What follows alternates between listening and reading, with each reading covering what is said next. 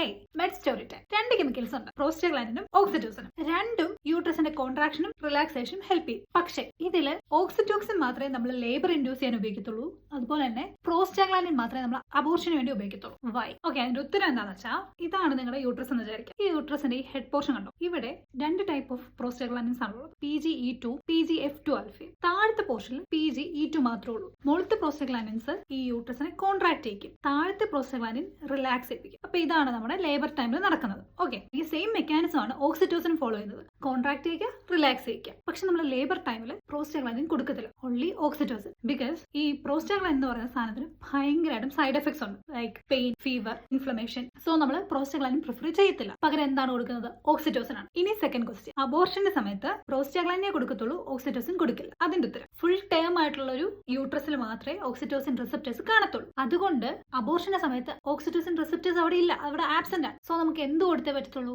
Prostaglandins കൊടുത്തേ പറ്റത്തുള്ളൂ. That's it.